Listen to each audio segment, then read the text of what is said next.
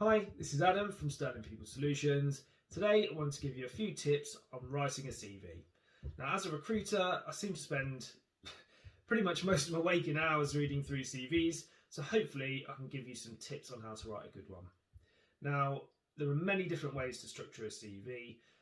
I am slightly more traditional with a fairly more standard layout because it allows me to easily extract the information that I'm looking for. I feel a good CV can be broken down into 4 key areas.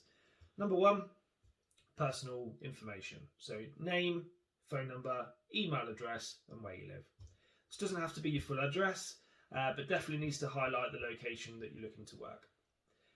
Number 2, very brief personal statement. Now, for me, this is less about you as an individual and what you've done, because we are about to move into your career history. But I think this is the perfect opportunity to qualify the types of calls and the types of roles that you're going to be contacted about. So for me, a personal statement should highlight what you want to do, where you want to do it, and anything that you don't want to do, so you can avoid being called about jobs that just aren't going to be a good fit for you. Number 3, the types of roles I recruit for, a lot of them do not require a degree or a certain qualification to do them. So I'm really happy for a CV to jump straight into career history at this point. There is a slight caveat. So if you are going to be applying for a job that needs a degree or a certain qualification, then put your education in this section so you can highlight that you have that skill really early on, because it will be a deal breaker and may stop somebody reading the rest of your CV. If you are going to jump into career history at this point, make it as clear as possible to read and digest. So, name of employer, job title, when you worked there with your dates of employment. Now, when you move on to your responsibilities, please avoid big blocks of text, huge paragraphs. It needs to be as easy for the recruiter or the hiring manager to extract the information that they need. Otherwise, something might get missed and your CV might not get shortlisted, unfortunately. So for me, bullet points work perfectly when looking at responsibilities of a role. It's very clear, it's very easy to read. After your responsibilities, sometimes a nice touch is an achievement section.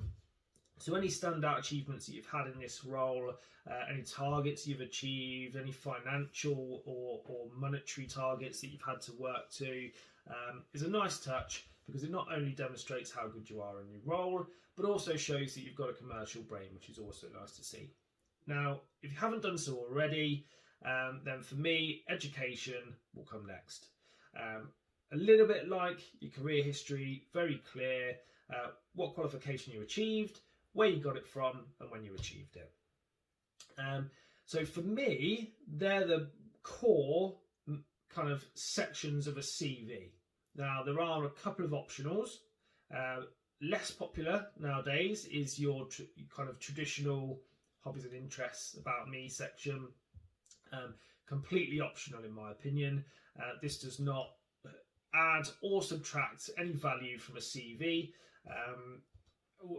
I guess when an employer or a recruiter reads this section, what they're looking to do is to see how you fit into team dynamics. I guess people like to hire people with the same interests so that they know they've got a higher success rate of kind of fitting into those team dynamics. So completely up to you if you want to put hobbies and interests or about me section.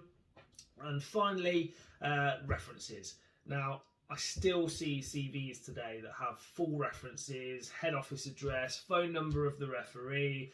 There's absolutely no need for you to put this information on a CV.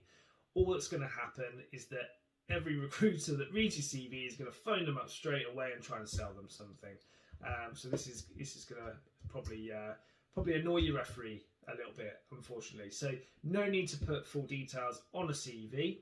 I would just simply put available upon request. And again, slightly different topic, but I feel there's no need for you to really supply reference details until you've been offered a job. But again, this is sector specific, and some industries require reference details a little bit earlier on. So they're my top tips. Really brief run through. I hope this helps.